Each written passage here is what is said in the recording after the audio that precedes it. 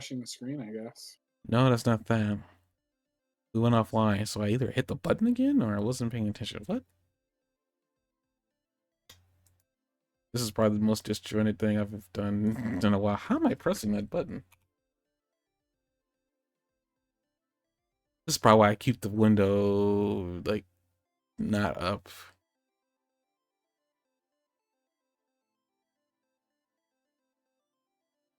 Yep.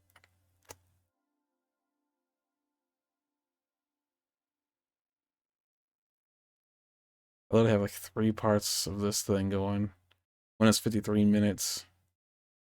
Wow, we weren't even up second time for more than like 5 minutes, maybe.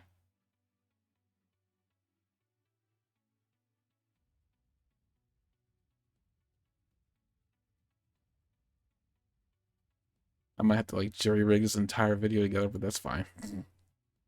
My fault. So what I'm gonna do is I'm gonna just that way I don't, sorry. Yeah, we'll do that. That way I don't like unless I'm pressing the stream deck. I think it's like I'm going between 2 windows here. Right.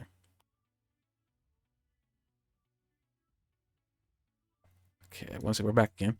Okay, I had a thought. I don't know, so you're trying to see the still image, but woman with red hair that, I think her parents were killed apparently by One For All, I think is what she said back several seasons ago now.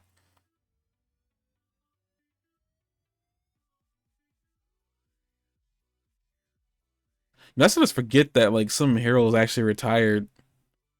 They got the gutsy hero who retired. I completely all forgot about him until they showed an image of him.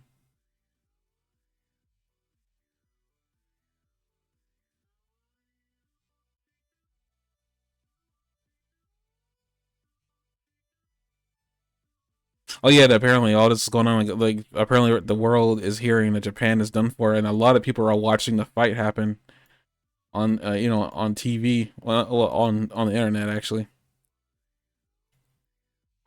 We got some people from like America watching. Kind of like a spirit bomb moment, but like more negative. Oh, and this is actually I forgot about this, but now I'm glad I'm going through it. Um, this scene literally made some characters canon, and I was not expecting that. Um, this girl with the blonde hair, she's from the first movie. Oh, really? Yeah, that is the girl that built Deku's arm gauntlets. Oh, that's cool. And to make things even more interesting and a little bit more confusing, these two are from the movie, from the second movie. They are the fans of Deku and Deku and Bakugo when they were fighting. Was it 9? I forgot the name of the villain for that movie, but when Deku gave supposedly gave Bakugo One For All and it didn't stick. Um, those two these two are from the second movie. Now, when I was waiting for the kid from the third movie, I'm surprised they decided not to show him, to make him canon. So I'm guessing that movie isn't. I don't know if that movie's canon or not, but at least the first two have been confirmed canon now by these appearances. I was shocked. I was like, wow, they had the guts to show these guys. I was not expecting that. And I really shouldn't remember these characters either, because like we watched them so sporadically and so apart from each other that there's no way I could have remembered them. But for a reason, I remember these characters. I thought it was a little bit racist, and I'm not saying this as a joke. When they had the 2 little blonde kids like acting like dumb Americans that don't know how anything about the world, and they're sitting there talking. They're like, "I wonder where Japan is." They're like, "I know where Japan is. It's where All Might came from." Oh, those characters? Oh, wait a Yeah, minute. Oh God, they did make the third movie canon. did it? These two are that character's siblings. The little brother and sister? I don't think I remember the significance, but those are definitely his. They're related to him. I don't know why they just didn't show him though. That makes absolutely no sense. Cause that's the freaking city. You can tell.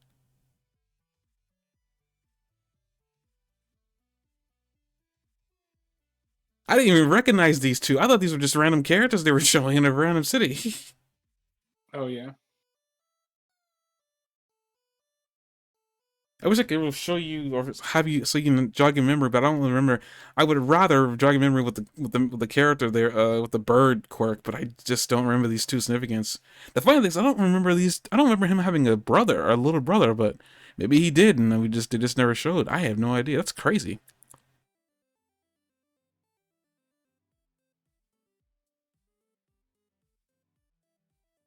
Who the heck are these two? The hell? I don't recognize them at all.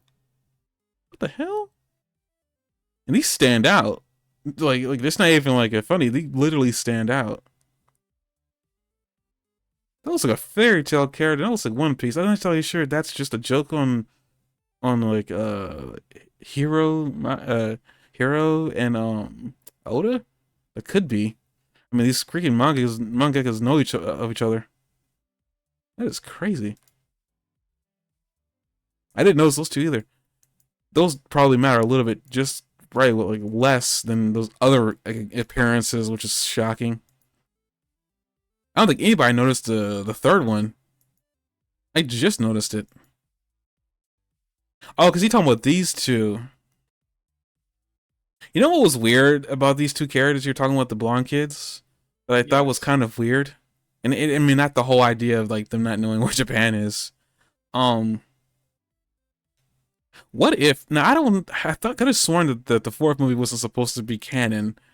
Some this might just mean nothing. But like, could these characters be in the movie that we haven't seen yet? I don't really know. Is there a movie we haven't seen? Yeah, there's another. It's a movie called You're Next. It hasn't come out yet. It's a new Oh, movie. It's a very new movie. That's all I was saying. Like, I don't know if these characters could be in that movie, and we just haven't seen it yet. I don't know because they know of All Might, and the movie is supposed to have some reference to All Might in it. So it like to me it's like okay, maybe it would make sense. Maybe it's their coy way of like going against the manga creators, wishes of making the fourth movie canon. I had no idea. The thing is, I know the first two are supposed to be canon. That third one, I don't even know if they were supposed to do that. If they did, I mean, okay. I sure hope they got the creators' wishes. But I know the first two is supposed to be canon because that was confirmed by the creator. He's the one he had a hand in those movies. In those movies, I don't know if he had a hand in the third one. I think he did though.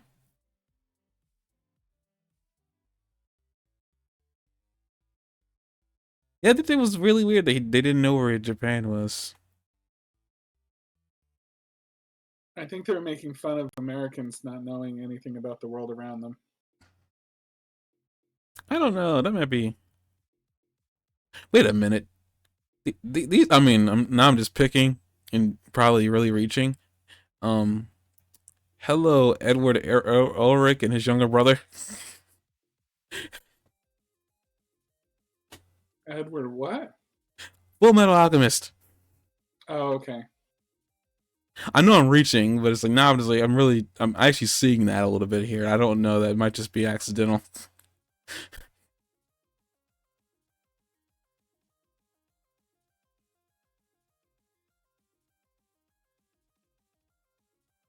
I wish I could see if there's anything in his image that like would even hint to these guys might be from that movie, but I don't think they are. Maybe they're just random characters that were created. It just seems really weird that these got these two kids watching the fight, and they're both wearing red and green. It's like I think no, All Might's color is kind of blue, red, and white. So yeah, I don't know. Maybe it could be. Who knows?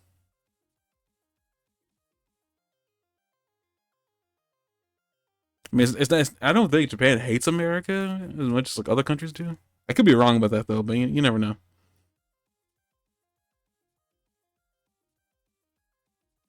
That's a lot of wind. Wait, what time is it? Okay. Oh, that's the other weapon that Mountain Lady had that, that Or she broke. starts fighting with like a body part or something. Wait, does she? The next thing she picks up looks like a spine or something to me. That. Yeah, I could see that. Biggest. Like a rules to this, all she got left. I was like, jeez. But yeah, this little scene, I was like, jeez, Mountain Lady's just going in for it. I mean, no, I will say this much. I remember I went on that tirade about like that woman saying that female characters aren't really being treated. I was like, I will say this much: the female characters in this show are taking a beating. Like, They really are. there's just like a lot Glad of you female said it, characters not just me. getting beat to heck. I'm like, good lord, what? I'm glad you said it and not me. I mean, and I'm not saying that should be to make fun of it. But I'm just like, I'm saying this like, as much as I don't like what that woman said, I had to agree that like the female characters are definitely like they're not. But I say that I think that's, to me, that's a sign of respect in a really good way. And I know people are like, respect, like, but again, I sit there and say, in other shows, what are the gender of the characters that normally take most of the beating? And if you said male, you would be correct. So to me, this is a sign of respect, saying that the women can be put in those situations too. Is it pretty? No, but like, again, if you want to make strides and progress ourselves as a society, we gotta let the women do this, do the same thing the guys are doing. In other words, getting their asses kicked. I mean, less eloquently, yes. I mean, I'm just saying, because like you don't normally see that. It's not a normal thing to see. It really isn't, because they don't really put female characters in situations like that. But honestly, to me, it's like, okay, they're doing that. That means like these characters have some respect. I mean, the creator said that he likes women like Bunny Girl, personality wise. And yes, he said that. That's awful that he said that. But I took it as he likes strong-willed women. I don't think he meant like he would rather have a woman that doesn't have arms.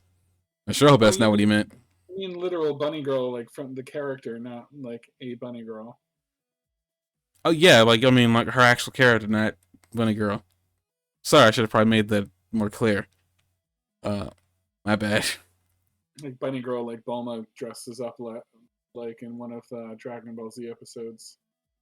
I feel like that was a character trying to make fun of that thing, but maybe I'm wrong.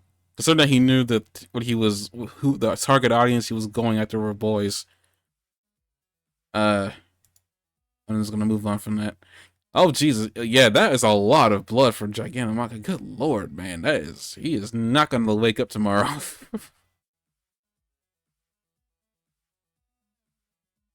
When you say he one shot, I wasn't thinking like, did he one shot him? I don't remember that. Good lord, that must have happened so fast that I blanked it out. Yeah, One for All is just like not even holding back anymore. I think even One for All says he mentions that like he's able to pull out more potential from the quirks now than he was able to when he was older. So it might have something to do with like, I guess, him being younger. Tsukiyomi's out, Gigantomachia's out. Jeez, look, there's still a lot of heroes taking damage. And then as Hawks is like, on his last legs, Gigantomachia, I mean, like One for All grabs him and takes his quirk. Which I mean is sad, but I say, well, I mean, he is like, I get like, I hate to even say that he's like not important, but it's like his quirk being taken to me is like is less of an impact, because all it really did is give Hawks speed. Like One for All is already fast. So I highly doubt that he really depended on Hawks' wings for anything in the current timeline. Maybe in the future. Mm-hmm. Is my rationalization for what's going on here. But apparently All for One's also was gonna go and take Dark Shadow's quirk. Also, another thing too, One for All mentions too, is that the more damage he seems to take, the more rewind seems to like come into effect. Did you notice that? Yeah, I noticed he said that. Rewind speeds up. He actually said. Does that mean like if they keep damaging him like that, they could cause this? You could cause the speed. They could cause the time that he has to go down. Right. Okay, so that's what I was supposed to take that as. Okay, I wasn't sure. That's what I was supposed to take from that statement. But you brought up the question, like I wonder why he didn't take Dark Shadow. Again, it was one of those really weird situations we had. We had a conversation earlier about the freaking ball from grape juice that he threw. Like it was supposed to be some type of distraction, and I always that was bugging me. Not as much as it was earlier, but it still is really weird because to me, like it's out of Grape Juice's character to like try to antagonize the big guy because he normally is trying to remain anonymous. So like I mean, even while he was bleeding, he was down there saying like don't take my friend's quirk, take mine. You'll get a cool hairdo out of it. And he started laughing. And like apparently One for All didn't find that funny, and then he just like left Grape Juice alone and then flew off. Like I'm very like that. You'll get the coolest hairstyle ever.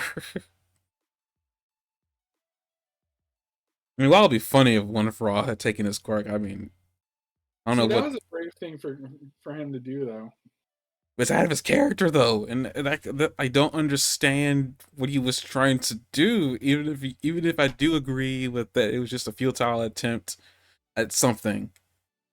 It just like to me, it doesn't seem like it'd be worth it for him. He would need to have an actual reason to do what he did there. But as for what that reason is, I don't know, and He's that's trying what's. to save Dark Shadow from losing his quirk.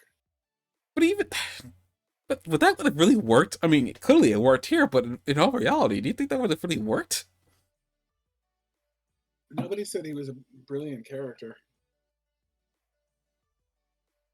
But every character's like done something that's like really shockingly good, and just like, why, why? Okay, I'm thinking about it. Maybe I'm thinking about it too much. I don't know. Heroes are just like the stars. There are bright ones, and there are those that are dim. Man, I really wanted something cool for grape juice, and I guess I wasn't gonna get it. No, sir. I mean, he was useful with binding the villains that were tied down, like that were beaten. So I guess he can be a good like arrestor, I guess. This seems so weird. Like, and then One for All didn't even, and like, is either One for All didn't notice it was down there, or he just didn't care. That ball just seems so really weird to me. Like, why would he throw? I guess that ball's gonna, maybe that ball's gonna be coming to play at some point later. But it's gonna be completely detached from grape juice, which sucks.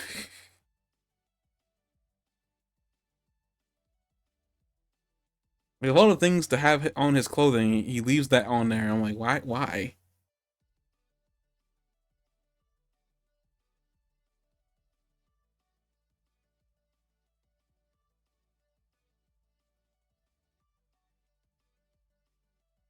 Howling of the week is what he says, and he just drops Hawks. I guess Hawks isn't Hawks anymore. He's human. Yeah, he's persons. Damn it.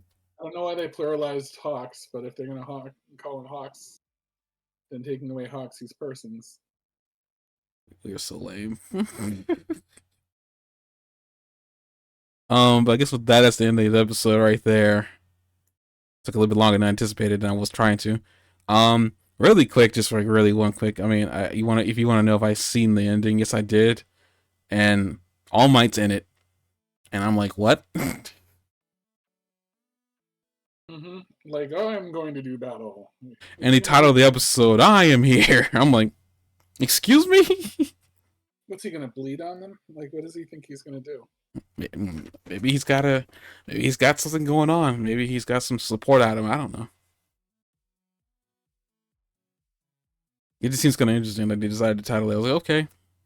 I mean, and on top of that, if that is the season finale, which I do not know, there is another episode coming out next week.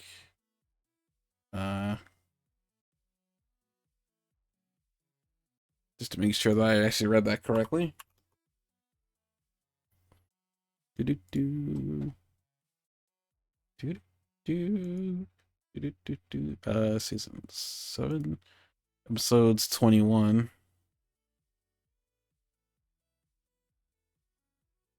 Yep, September 28th.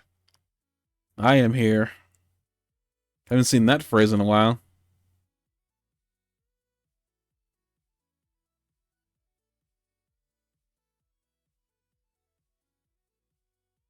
Actually, about that. So that's when Dragon Ball. Wait, is it Dragon Ball that premieres on October 4th? I forget. I gotta look at that again. But some new animes are coming out in October. I think one's October 4th, and the next one's like October 11th. But speaking of that and shows in here, let's get this knocked out of the park. Dragon Prince. It's the season finale. Like just off the bat, that was a good episode. I was I guess I shouldn't be shocked that Erebos is free, considering that's what the title of this arc was the mystery of Erebos. But yeah, they go over some they go over some tiny information. We see Viren die again.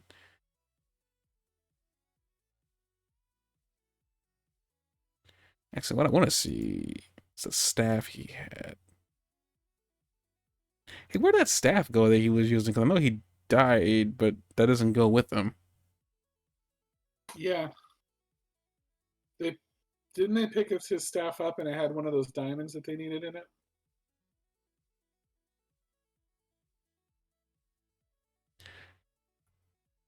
Oh, that must have been the staff that Erebos picked up with his telekinesis abilities. Right. And then broke the. Okay, so that was just the Quasar diamond that was inside of it. Right. So I think Varian staff is no use anymore, just because they harvested the Quasar diamond from it. So that solves that question. Okay, so first episode picks up after after what happened last episode where Claudia tried using a spell and it didn't work. And then like she's wondering why it didn't work, and Erebos says you had to cast it with love.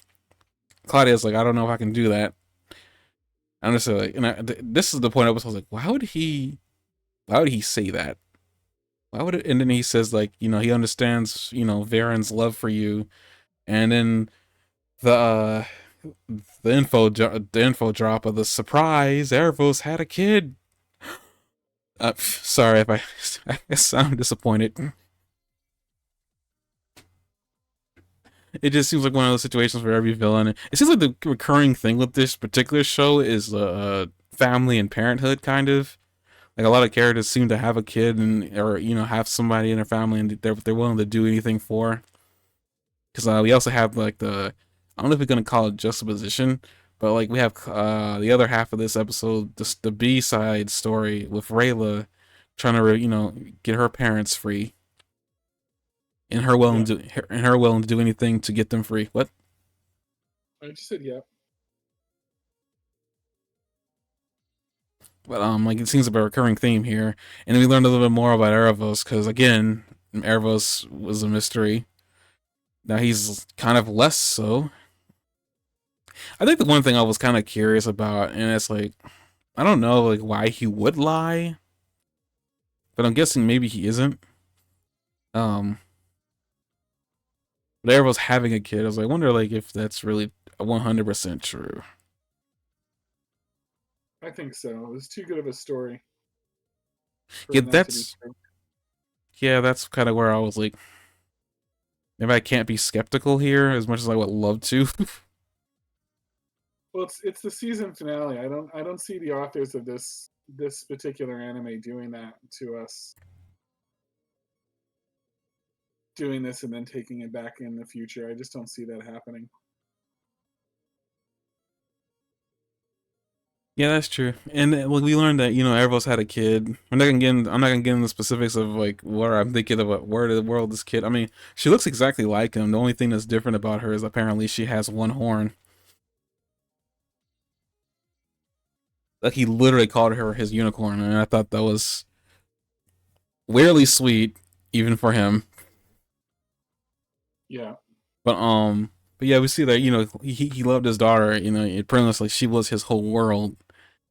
And we actually learned apparently a little bit more about like Star Touch elf culture in general.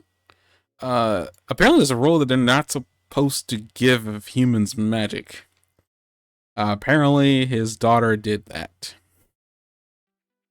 And my question about that whole circumstance that that happens before, like everything that happens to his daughter, we'll get to that in a minute.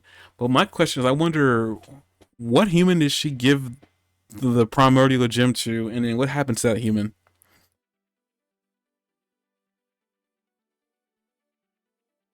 What was your question again? No, I had multiple questions. Like what? Like first was like what happened to the human? Like pretty much like she gave the reason why she was killed is because she broke a law, and that law was giving humans magic. And the primordial gem things are supposed to be the only real ways that humans are able to use magic, as far as they know. Um, it's how humans are supposed to be able to tap into the magics without without a connection to magic. Is the gem. Apparently, she gave a human one, and that's why she was killed. My question was like, what happened to that human? Became Callum's ancestor. That's what I think.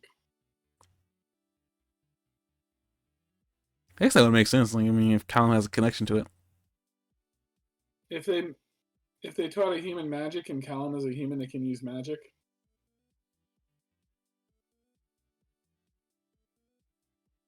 it would make sense to me if that explained Callum's origins. Like he was the first. He's related to the human with the first human that was able to use magic. Right. I mean, that would definitely explain it, and they won't ever have. They don't have to put an elf in Callum's lineage for that. Nope, not at all. And it entangles him with Erebos in that way too. But what happened to the primordial gem? Because it sounded like, at least when I was reading, that's what at least the wiki says, that she gave a human a gem. Look what happened to it.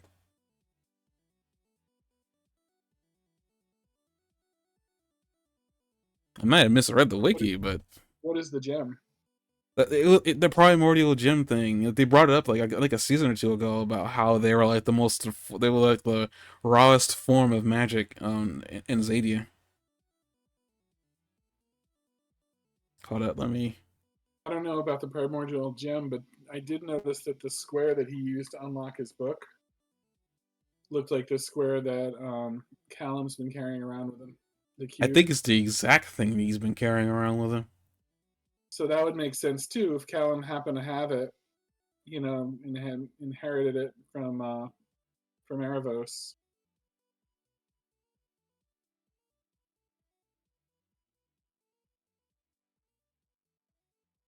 Let's see here. Magic gems are raw crystalline materials that contain magical energy of one of the six primal sources and are brittle enough to be crushed with bare hands. Like primal stones, they can provide primal energy to the person holding it, allowing them to perform spells, even if the primal source itself is not readily available. However, unlike primal stones, which automatically give the holder primal energy and can be used for an unlimited amount of times, utilizing energy and the magic. Wait a minute. But that's definitely different. So magic gems are a one-time thing, but the stones aren't?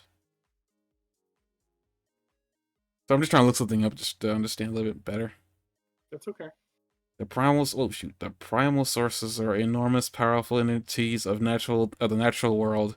The sun, the moon, the stars, the earth, the sky, and the ocean.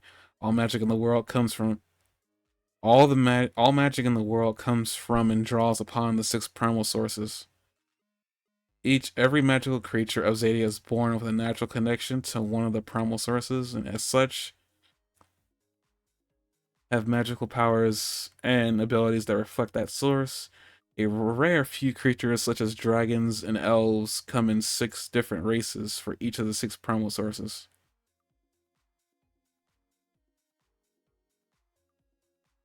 Like, rare? Wait, that's it for me. I mean, we've seen that in the show, but I didn't think that was like A rare thing.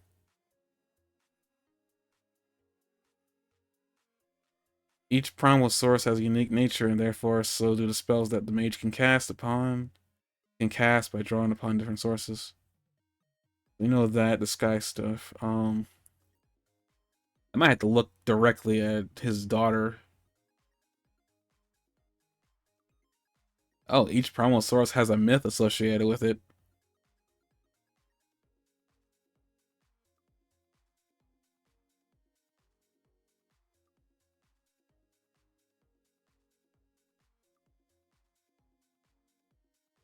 I'll have to look at that later.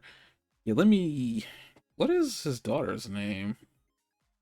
I got a better way to look that up. Eros' daughter.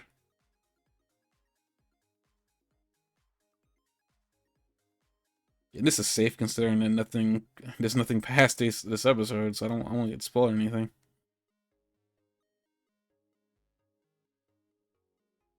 Leola, I think it's he.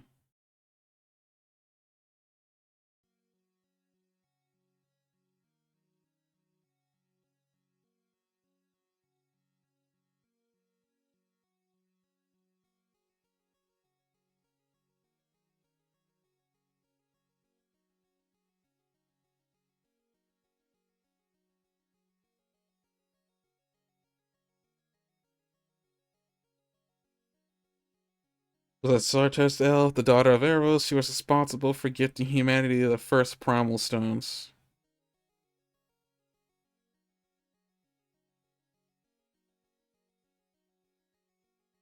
Huh. So these like primal stones isn't plural. She just didn't give one, she gave multiple.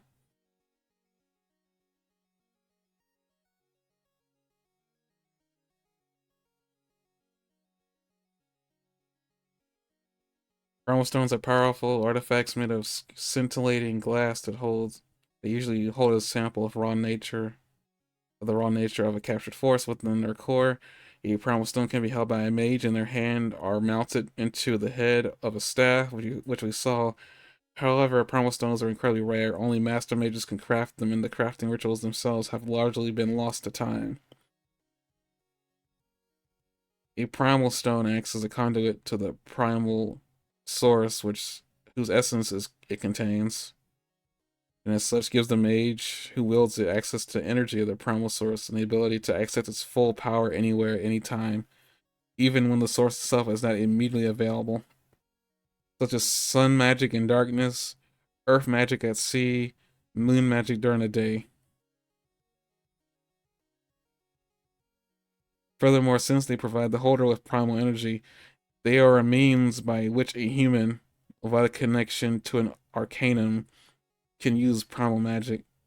That's also very weirdly specific. Without a human without a connection to an arcanum. Does that mean Callum's got a connection to one? A connection to what? To an arcanum, which is, I guess, the source of magic of a certain magical element. It makes sense for him to.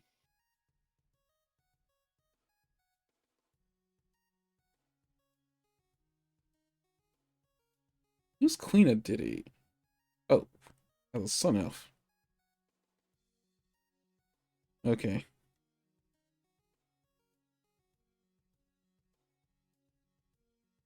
So apparently a moon shadow elf that leader has a primal stone too. I guess they must have said that, and I just didn't. I guess I forgot.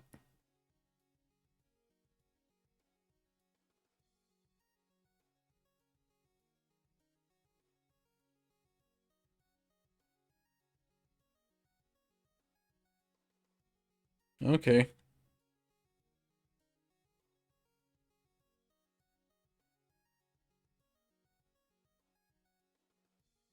You're enjoying yourself. Sorry. I'm just trying to. I gotta ignore the history really quick.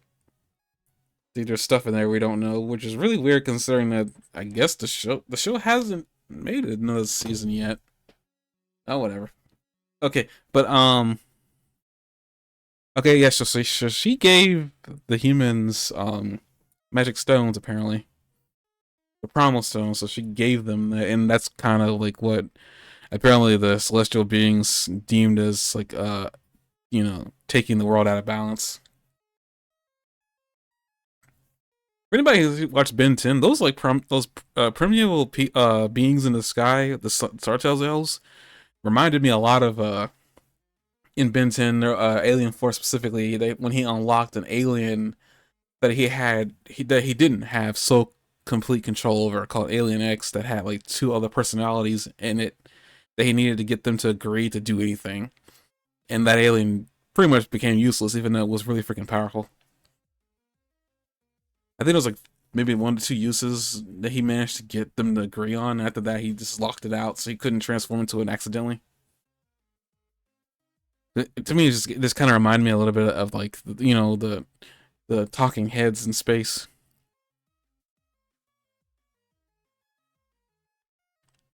Talking heads in space. Listen, it was best. It was the best description I could give. You tried really hard. I was trying to come up with a description. That was the best I could come up with. Also, do you think it's weird that his daughter only had one horn? Yeah, but I couldn't think of any like symbolism or extra meaning that I could attach to that. It seemed to just kind of emphasize that she was different. I guess that's the best way to use that. It just seems kind of interesting because I mean he made note of it for some really weird reason. Mm-hmm. So I thought maybe it meant more. Maybe it does mean more, and we just don't know yet. I had no idea. But as he's telling that story again, we go back to Rayla and Callum, and as Rayla's about to go into Rayla's about to go into the pool to get her parents out, all three of her parents. Yes, I said all three. I didn't judge anything. So I had to go. Some people were like, 3 parents? What are you talking about? Mommy had 2 daddies.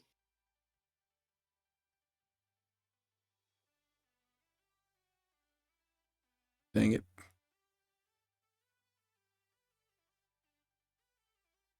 But let's see. Yeah, like Esgrela's getting, I mean, Rayla's rightfully upset because she can't save them all. I guess speaking of save them all, I got a But she question. finds a she finds a new way to save 2 of them. Her mother and father. Was that what she decided on? Was to let them pass on? I don't know. Like that was a really weird thing when I saw that. I was like, wait, are they not gonna come back? Are they just gonna That pass seemed to on? be what she decided on. She gave them the coins and they dissolved away.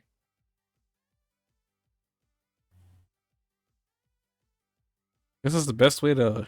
They really like showing Rayla and Callum kissing. I know that I think it was like some running joke or something like that with Avatar or whatever that they because of Nickelodeon they couldn't have Aang and Katara kiss on screen. Yeah. So like I don't like they seem to really like having Callum and Rayla kiss. I thought I have a problem with that. I'm just saying I'm noticing that there's a lot of scenes with them kissing in it now.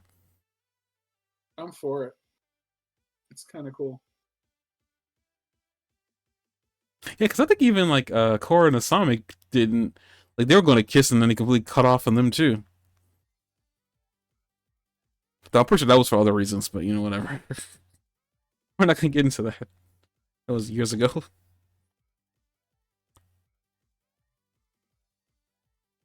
But Rayla jumps into the lake after like the moon covers it, and then she meets her first enemy, quote unquote. Apparently he was in here. Well, those are the. Do you think it was weird that like I guess Runa is his name? Runa seemed to be corrupted down here. This was Yeah. the best way to put it, that he was corrupted or something like that, or he was angry. I don't know. It just seemed he was the They only didn't one. explain why, except that he had like kind of a warped idea of himself.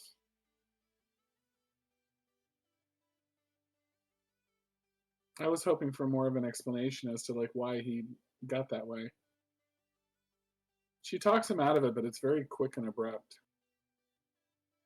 Maybe I don't know because I mean even Rudon mentions that he tried to kill her, and I don't remember that. Do you? He does try to kill her. But He's not like, here. I'm talking about. It sounded like he was talking about before, like before all this, back oh when he yeah, had. I don't remember that part at all. Well, so when he was talking about I tried to kill you, was that supposed to be here? He was mentioning. I thought he was talking about I some think, time in the past.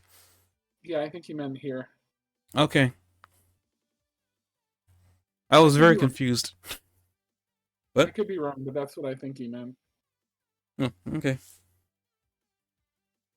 But yeah, his whole corrupting or his whole being a former shadow and so it definitely did seem kind of quick that it got resolved, but they didn't have a lot of time for it this episode.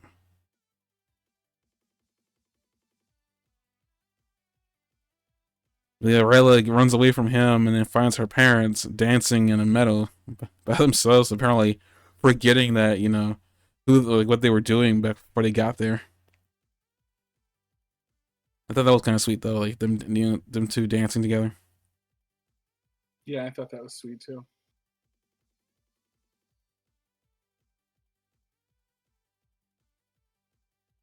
But this is the part where then she gives them the coins and they decide to go away and they say goodbye and everything else.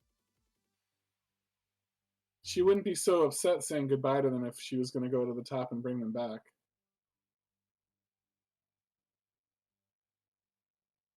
I guess that's true. I just like I guess I wasn't prepared for what she was gonna do there, and then when she did it, It's because they don't explain that this was an option. She just hops in and does it like and kind of improvises it. Nobody tells her that's what she's going to go down here and do. well, I guess the other elf kind of explains saying that you know in order to find them, like the coin's gonna act like a compass or something like that, and it's gonna pull you towards them because like you know they want to be whole, and once they do, she mentions that like when they are whole, they pass on because a soul can't pass on without being whole. So it was Yeah. kind of like an indirect hint that's what she was gonna do.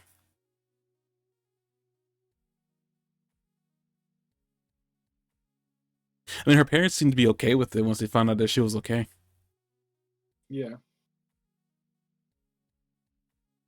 Still kind of sucks though, but I guess we'll find out a little bit more about Runan, who I guess like you know means a little bit more to her considering that you know he raised her apparently.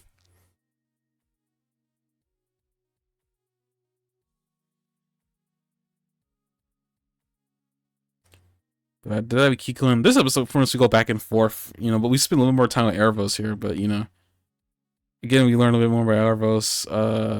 We see this scene with him like looking out the, you know, looking out the looking out the window and at his daughter and her friend, and he's like, then he first goes to get his book and he puts like the cube thing into his book, and apparently I guess it's the Earth Arcanum that he's gonna look into. I do find it funny, and again, it's one of those situations. Like I don't know why they're trying to humanize Erebos here after all that he's done, or I guess not done. 'Cause I'm not sure how much Erebos has actually done behind the scenes. I forget. It's like really dumb to say, considering that we've spent this entire show thinking Erebos was evil, but and it still doesn't really make him not evil. It's just we now have a reasoning behind it. But I guess another thing too is like I half assumed that what was gonna happen at this point, we're gonna find out that some human killed his daughter, and that's why he hates the world and he wants you know wants revenge. But no, it's apparently his daughter got you know punished for giving humans magic. I guess like that you know it's still kind of humans are still in his crosshairs, but they're not like the direct. They're not like the direct reasoning because like the Star Touch elves like you know, like the beings in the cosmos wanted to kill her because she upset the balance. That's another thing too. Like, if she really upset the balance, why not just take away the magic she gave to the humans? Like, they should be able to do that, right? Yeah, I don't know why they don't just say like, "Well, why don't we just do that and problem solved?" No, they're like, "No, she must die."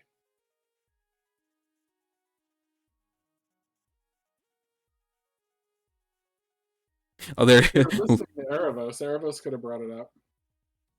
That is true. But I mean, Eros was just trying to fight for his daughter's life. He didn't believe that she did it, but you know,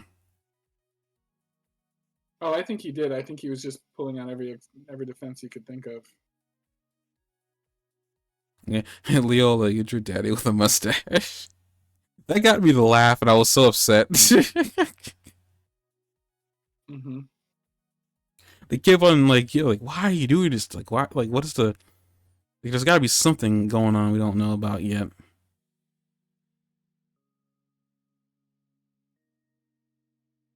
But apparently, like after that whole, he's in his book, and then he hears that someone's going outside. He comes out to the human, wondering what's going on. We see the Air Force's house in the background. I'm not entirely sure where any of this is. Like in the world that we have in Zadia. But everyone's like wondering what's going on. Apparently, a light came down. Apparently, a golden dragon sat there and watched. I don't know who a golden dragon would have been. I guess she was like, usurped by a light into the stars. Cause I don't think, like, is there a golden dragon I'm not thinking of? It's not Sil Regum.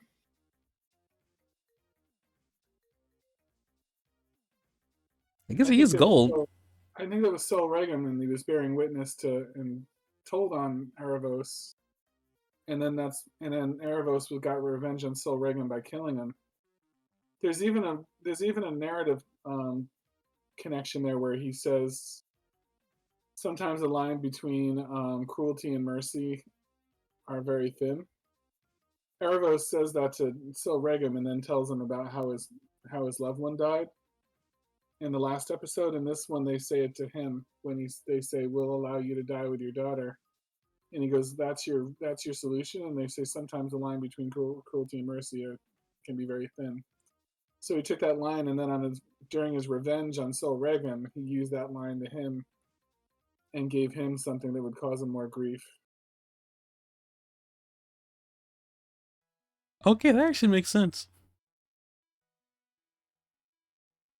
I was wondering who the golden dragon was, but I didn't even think about it. So yeah, he was kind of yellow, wasn't he? And that would explain why he had a grudge against him anyway. Yep. So he's the one that bore witness against his daughter.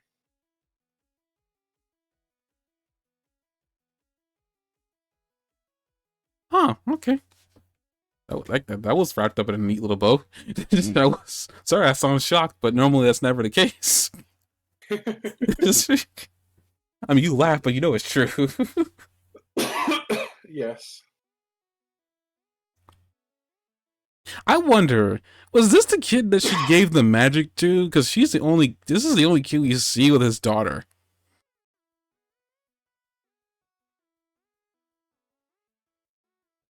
I Yeah, mean, that could easily be the kid.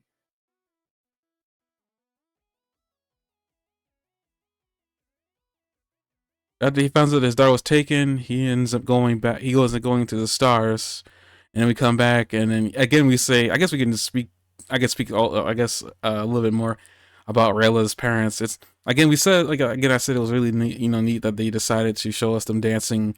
Apparently, I guess this must have been near their home where we see them dancing. I guess this must be where they first met. I guess Rayla sees Yeah. all this happening, and she ends up getting into dancing, even though she doesn't want to, because she wants her parents to snap out of it. I think she ends up snapping her parents out of it here. Yeah, she ends up snapping them out of it here. And again, we go right back. I guess we'll just finish this part of the episode up right now. But yeah, she ends up snapping him out of it, and they are wondering what's going on, and then they end up remembering what they were doing last. At least the mother does. And then the father follows suit, and they're like wondering, like did they fail with letting the dark mage take the egg? Rayla pretty much assures them to know that if it wasn't for them doing what they did, they wouldn't have been able to save the egg, the dragon egg, and let it hatch. They wouldn't have Zem right now. And then Rayla wouldn't have met everybody that she's met. And then like that, apparently like that's enough for them to like I guess they see that Rayla is stronger, and they're all happy. And then as like Spear has said earlier, is that this is like when, well, I guess it's revealed to Rayla that she's gonna leave. She's gonna leave them. Well, not leave them here, but she's gonna like let them move on and let them pass on. Even though she doesn't want to. Wait, is Rayla's horn cut off, or that's just the ankle? Never mind. That Rayla lost a piece of her horn. I was like, when did that happen? Okay. Yeah, she ends up helping them remember that they were pretty much turned to coins by Varen, and then she reveals that Varen got stopped. This is a really interesting scene. I don't really got much to say about it. It was really nice. And then, after she lets them go, she ends up like going after Runan, who then she helps like I guess bring him out of his crazy stupor. Um, I forget. It's like he says something that was really odd. It's like I guess he said he calls himself a monster, and I guess that's probably why he. I guess that was part of the reason why he was the way he was down there. Again, it's still kind of really weird to be like that, and her parents weren't. But you know, I guess it doesn't really. I guess ultimately matter. I mean, it would have been nice to know why, but you know, she ends up, you know, fighting him and then bringing him out, you know, out of his rage, and then pretty much gives him the coin too, gives him his piece of the soul back, and then she ends up crawling out of the water, and Callum, along with Claudia, who's on the other side of the world, gonna bring back, bring Erebos out of his prison. And apparently, I think I guess Callum just does his a bit quicker because I guess it's like, you know, he's inside of a lotus prism or whatever, and he brings him out, and you know, Runan is basically shocked that he's alive, and Aurelia just hugs him, and you know, like it's all a happy ending for now. On that side, at least. Oh, so this has been in the third story. I It's forgot not a that. fully happy ending though, because they're like, Callum, meet my father and mentor, and he sees the smoke rising in the distance. Yeah, I just want to bring. There's actually a third story that isn't like it's not really a story. It's a tiny bit. It's at the wedding. We go back to the wedding because apparently everything is settled down over with this, you know, the sun elves, and as Ezrin is, you know, enjoying the festivities with his aunt kissing her bride. Um, uh, Amaya's uh, attendant brings him a scroll, and then as Ezrin's, you know, reading it, he's smiling, and he ends up starts going to his knees and starts crying because he's got the news that his kingdom was attacked. So I'm actually kind of curious what was actually in that scroll because, like, I mean, it seemed like his tears were very like very real. Like he felt like I guess maybe he failed as a king. I guess it was really interesting to see him like break down like that because I think it's the first time in a while that we've seen Ezra actually get down, you know, break down in tears. Yeah, but it's a good reason to, and I don't. Ezra's not the type to not cry. That's true. He's just had a lot of happy things happen to him right up until now. Yeah, that's true. I mean, Varen tried to save them, and unfortunately, not unfortunately, he gave his life for it. But you know, and Silver Regnum's dead now. Yeah, a lot of death happened, lots of death. And we're gonna backtrack a little bit because like Claudia's helping Erebos out, but we're still in the story portion of the episode. But we see, he finds his daughter, and she's afraid. Like you know, she's afraid of what's gonna happen to her, which you know, like that's reasonable. Is she? Are those barrettes in her hair? I really did not notice her design. She's really pretty. I'll say that much. I like the purplish hair she's got going on here. Actually, now I'm thinking about it, Erebos doesn't have any purple on him at all, does he? Not at all. Is that just a design choice? I only asked that because it's really weird. That's very distinct on her. I'm just not noticing that. Maybe it's just a design choice. I'm not gonna really read too much into it unless I need to. But geez, And that still image you have, there's also sort of a weird design choice on the left hand side of the screen being reddish and the right hand side being blue and purple. I mean that's just the cosmos, isn't it? I know, but it's interesting that Erebos like kind of splits the image in half.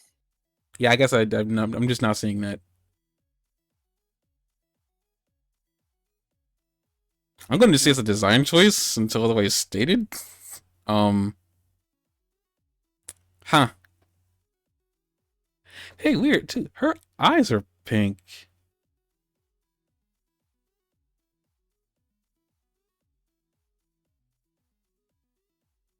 And Eros, oh no, he's got purple on him. His horns are purple. Oh yeah. That's the only thing on him that's purple, though, from the looks of it. She's kind of got like, I mean, they kind of get the same complexion, but not really. He's a lot more like, it's not cyan. It's definitely still blue, but it's just,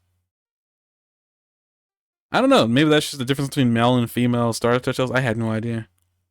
But she's got like a night starry sky in her face, like where her like pretty much they appear to be freckles, but it's obvious meant to be freckles, but it's a design choice they put on her to make it look like she had freckles, but it's kind of a cool like starry sky thing they got going on here. Well, there's a mother too. I mean, we don't really know that. I'm not gonna sit here and say no, there can't be, but I'm just saying that it's just we don't know that yet. Well, there's a mother too for her to look like. So I mean, maybe the mother would have more purple going on. Yeah, that's true. Because Star Touch elves don't seem like the type to go to the salon and get their hair done. I mean, we don't know that. We don't know like the groovy habits of the Star Touch. I'm sorry, I couldn't even take that seriously. I'm going to the gym, to the salon to get my hair did. I mean, Just doesn't as you said sound before, I good. was trying to avoid the mother thing because I wasn't sure because it's like, because it's one. I mean, I'm not sitting there saying it can't be. I just like I feel like that's something that they would have been more forward with information wise, but they don't have to like right now. Because it's the same thing like what's going on with Varen. And, you know, Varen's wife left him. Maybe it's possible the same thing happened to Erebos for different reasons, possibly. And then I'm going to get a tattoo. Wait, where's the tattoo you're talking about?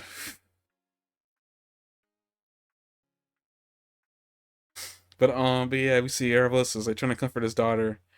The council apparently says that she broke a rule, which it seems kind of like counterproductive to have a rule like that that a kid could still break and still be punished for it. It seems kind of ridiculous.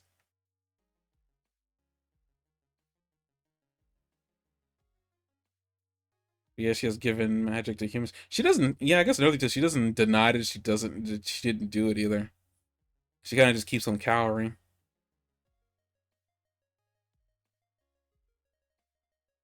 I was gonna ask like, did she know that that was a role that that she couldn't do that? But I guess based on her reaction here, I guess she knows that that was a rule that she broke.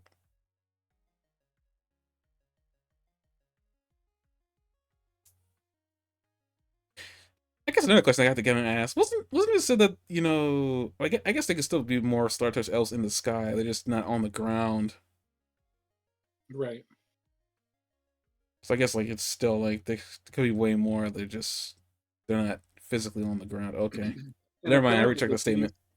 Hmm? apparently they can have influence on the world from their starry forms. So since they plucked her off of the ground, and brought her up here.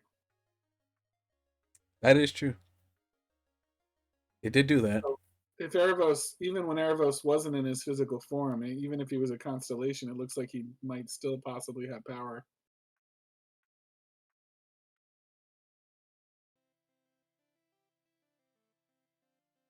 That is true. You know what? Other I just not thought about, and maybe this is connected to him having a daughter. Like, what are the chances that celestial beings that are only able to be on the be only given physical form every so often? I'm not too sure how often a constellation pops up in the sky to give them form. It sounds like it's a rare event, and even then, it's probably even more of a far shoot. What are the chances that they're supposed to have children? And that's a part of the reason why they killed her. Because they're not supposed to have children. Yeah, I mean, there's a chance that they probably not supposed to have children.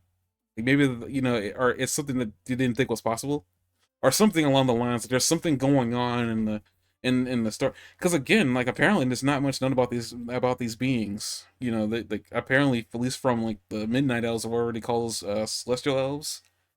That it doesn't sound like there's a lot known about them.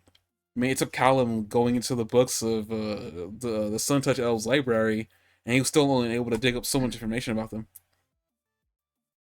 Yeah.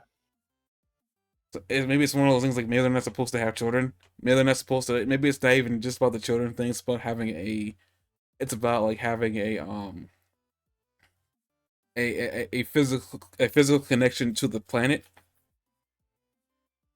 You know, maybe it's like it's kind of like how like in Star Wars Jedi aren't supposed to have families and whatnot because it breeds connections that they don't want them to have because if they lose them they go crazy and go dark side.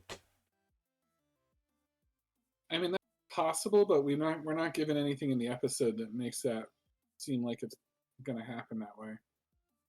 I guess, but it just seems kind. I'm just saying in a minute that it seems kind of like again the whole killing his daughter seems kind of like very very what's the word it's not absurd but it's a very nuclear. It's very like they should have like it doesn't sound like that's the right way to broach the subject that she did.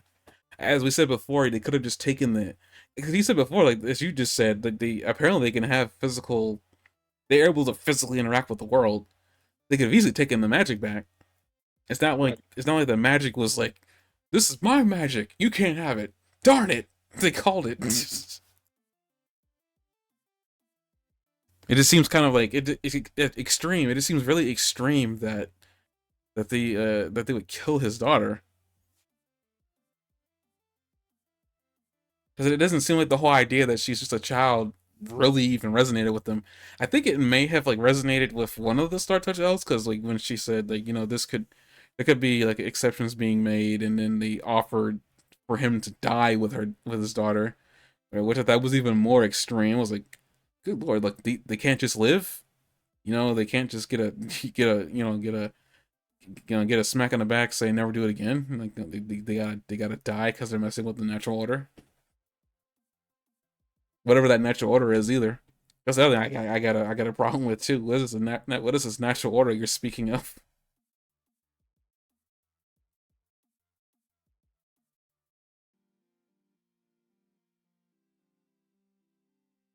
And as all this is going on, we get a familiar wait.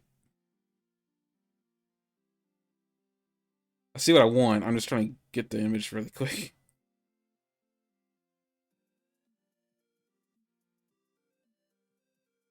Yeah, her.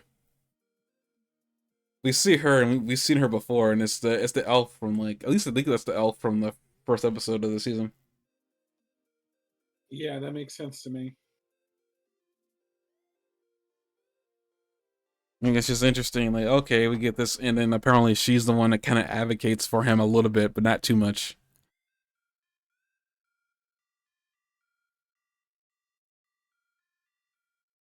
But like then she offers like apparently like killing him and her is I guess the merciful way to do so. Even though everyone else says that if his daughter gets killed, like he wouldn't be able to live without her. Even though he just still choose to live without her.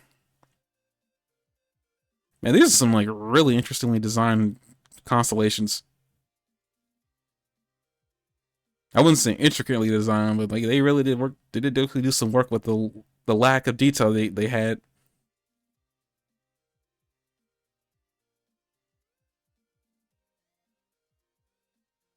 I wonder how long these guys have been up here. Like how old are these guys? Some of them they've been like they would come from a different age, like him over here. It'll probably. I mean, we already wonder how old the old elves are that are on the world. Never mind the star touched elves. And I don't know, I'm just like noticing because like he's a very It's he's not got a been clear. It's not been clear on whether or not the elves on the earth are immortal or not.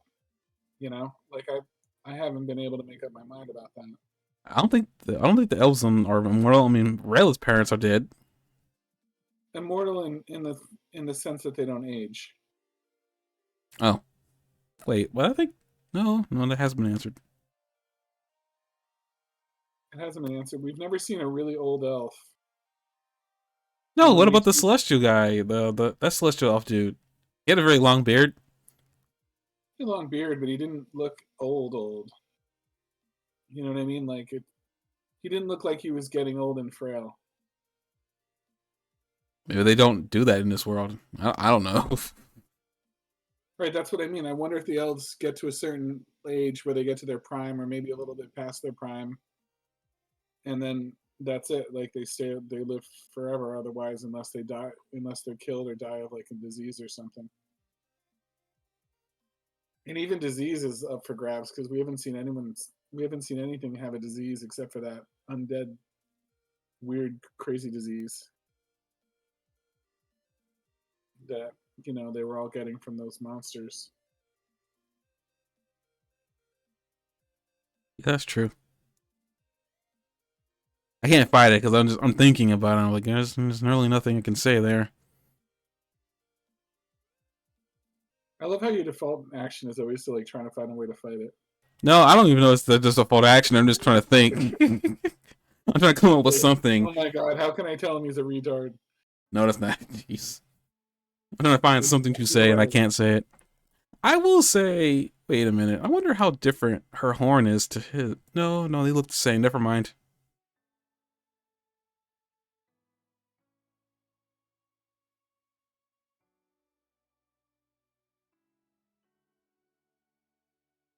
I only see he has freckles on his face too, but okay. Yeah, getting that hair of hers is like probably the most defining thing about her.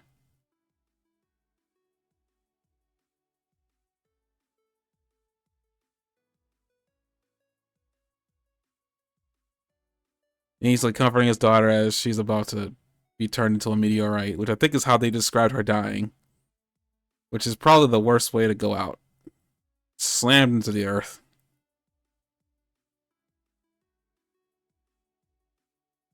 I was gonna say this is probably the most violent death that this show has had, but no, I think this probably been.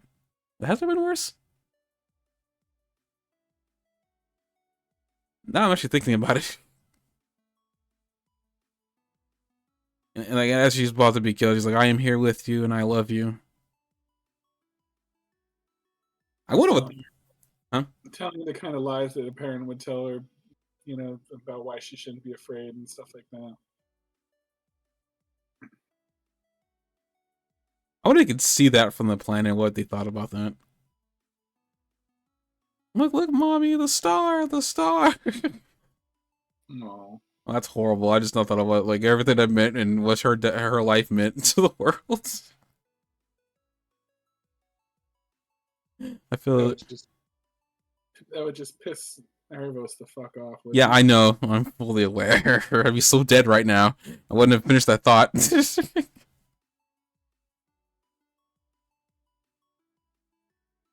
Yeah. I guess speaking of pissing Erebos off, after she died and makes a crater in the planet, but mind you. He ends up going there and he ends up crying, and according to him, he ends up crying for 100 years. Yeah, and cries himself for the whole ocean, basically. And my tears filled the crater. And became the Sea of the Cast Out. Which means that area has got more, like, lore significance than we thought. But at least than I thought. I'm not sure how much lore significance you thought that place had.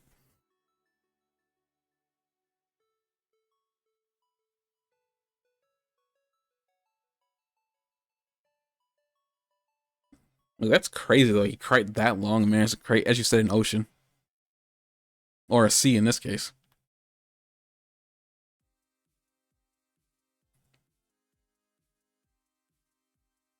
And then this is the familiar scene from the very beginning of the season, which I completely misinterpreted. Ow. And then one of the elves that we saw that was very suspicious. I gotta say, ends up showing up. And he tries to comfort him. I'm telling you right now, if I was Erebos, I would have freaking tried to kill her. Like physically show up down here, will you? I'm gonna show you like what it's like to live down this planet. I'm sorry. It feels like to me like Arrow should have tried to kill her, but I guess like he didn't, or maybe he knew that he couldn't.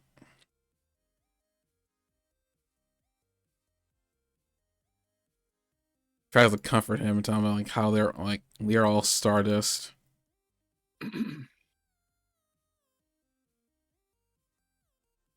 So I gotta say, like, I understand why he's insane, but my goodness, take it out on the Star Touch. Not the people on the planet.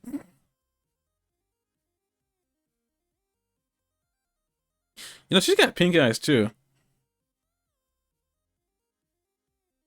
Maybe it's just a female and male Star Touch elf thing.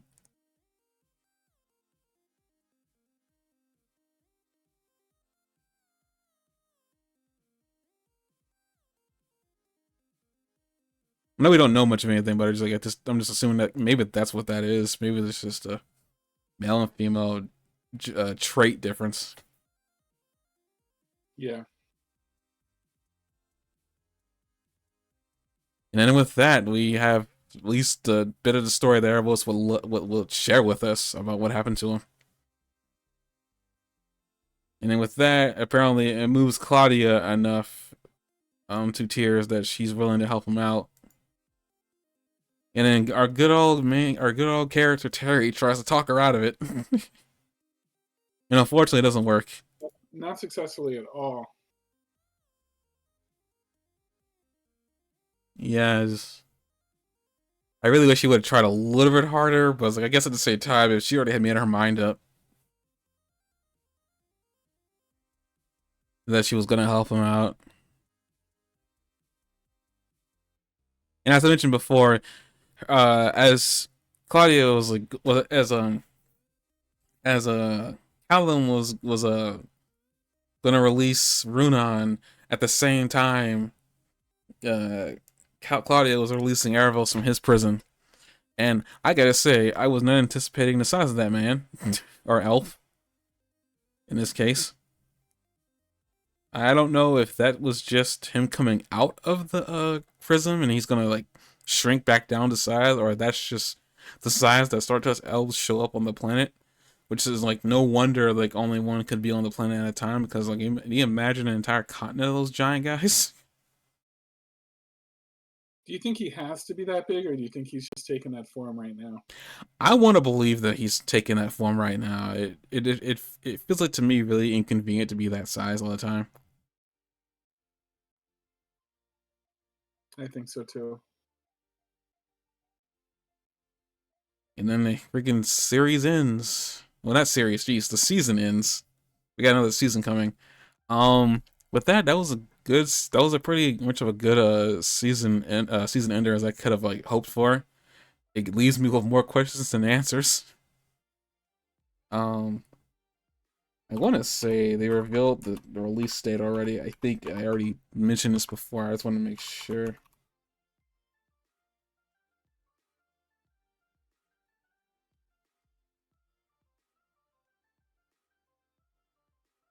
Final season, which is set to premiere December 19th. But I think that final season thing means it's like we're done with the arc that we're at right now, and I guess it's coming into the arc. I was hearing that apparently they were working on 3 more seasons beyond this, the season coming out this year. Right. So I think the Mystery Erebos is coming to an end December 19th. Whatever the news, arc they were going to be dealing with is going to be afterwards, I guess. But that's probably going to take them just as long as it took them to get these seasons. And I know that nobody likes that because it took them a long time to get these seasons out to us. But I like what we got so far. I mean, what do you think of everything so far? I think it's great. I think there's a lot of setup right now to would fill the crap out of another season. Just catching up like with everything that's going on. Like we have a diseased dragon hiding in a hole from like protected by a mushroom wizard.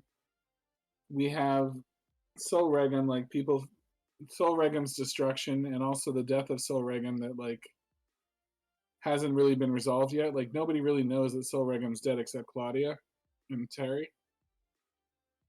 We have the death of Viren that still needs to be resolved.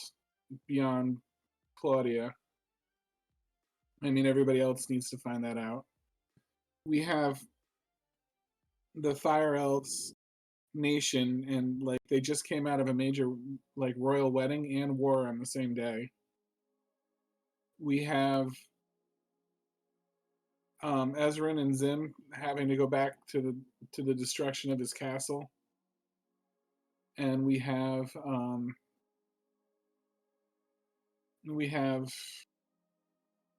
to get used to this new character that's been freed from the coin by Rayla, and that's like a whole new thing too because he's one of them now, and like he's gonna probably spend a lot of time with them. So all the other characters need to meet him and get used to him, and we need to find out what their dynamics are with him, and they need to decide if they can trust him with a lot of the secrets, and is he going to be on the secret court, and is there going to be a secret court anymore now that the castle is mostly destroyed, and so forth. So I think there's a lot going on right now that needs to be completely resolved. That you could just have 5 episodes of the next season just being like the fallout from this season. So yeah, there's a lot of cliffhangers going on right now, and a lot of stuff that like I want to know more about.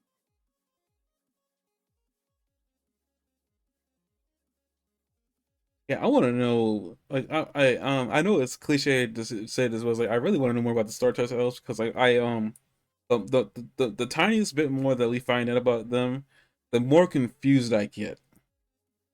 Because it's like because like I mean all the other elves so far, whenever they introduce them, we get enough information to bite on and understand what's going on with them and whatnot.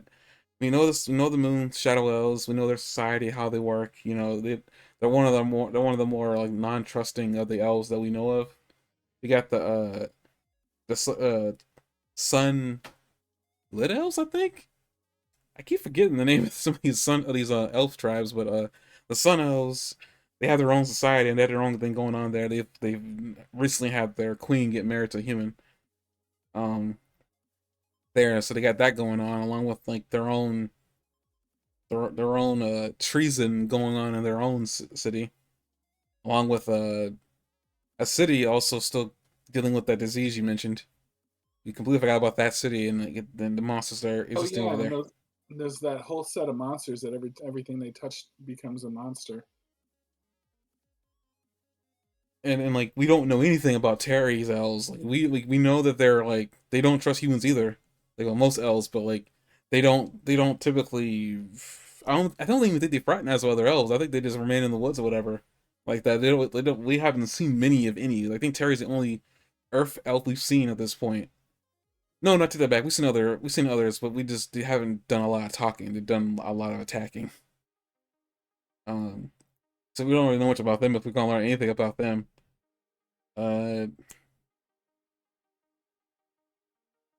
so I think every elf that we've seen that they introduced so far, like they've done a good job of like, you know, letting us know what they're about or like what they're like. I think the Star Test elves, I mean, we have even the Celestial elves. We didn't spend much time with them, but we got a good idea of what they're like. You know, they have their own rituals and traditions about the, you know what's going on with them, and like looking into the night sky and whatnot. We only had like maybe 3 episodes maybe with them. We got a lot. We learned a lot about them and what they believe and whatnot. Star Touch was the only elf race that we've been introduced long ago, but we still know very little about on purpose. But you know, it's just one of those I want to know. Again, it still kind of bothers me that they went out of their way to smite a child when they could have just smited Erebos because Erebos offered himself up to them for that. They chose to smite his kid. But like to me, like even if she did break a law, like killing her doesn't seem like the right thing to do. Maybe imprison her, but like don't like straight up kill her. And then the crater that apparently he made, like the Sea of the Cast out too. I wonder what that's gonna mean in the future. Yeah, that's where the final battle's gonna take place. I had no idea. I don't know how that would, because there's just a bunch of water out there. And a mountain that was carved out to look like Erebos on his knees and somebody standing over him. That was never explained either. Did they ever explain how that mountain formation got there? No. Just the water that he created. Yeah, now I'm even more confused now. Some of the stuff I don't completely understand how it got there, but it's there now. Yeah, this is a really good season. Like, I mean, I can't wait for December 19th. I don't know what day is that, I wonder. You keep saying December 19th. Doesn't the end of the episode say a sooner date? Does it? Because I mean, I looked up. Like, it was the Oh release of no, the season 7th. 7 coming December 19th. It says it at the end of the episode. Season 7 coming December 19th. It's so long to wait. It's so close to Christmas.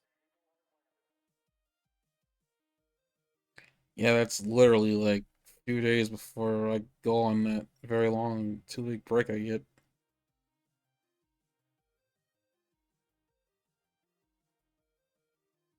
That's gonna be interesting to watch during like the cold seasons. So that's kind Mm. of really placed because like before then, there's Rurouni Kenshin and then also Dragon Ball Daima. Not that they set their schedule up with anime, but you know, it's interestingly placed. I was like, oh no, I got too much to watch. No, most other things I'm trying to do all at once. Um, but yeah, and then My Hero, we'll be reviewing next week because that hasn't ended yet. According to how many episodes they're supposed to have this season is 21, and we're on episode 19. So there's at least 2 more episodes left, and the next episode is apparently called "I Am Here." I had this strange suspicion considering we see All Might in there. I guess they're going to end the season with I guess a confrontation between All Might and One for All is my assumption. Which I mean would make sense considering that every time All for One's been confronted, it's been All Might. But hey, who knows?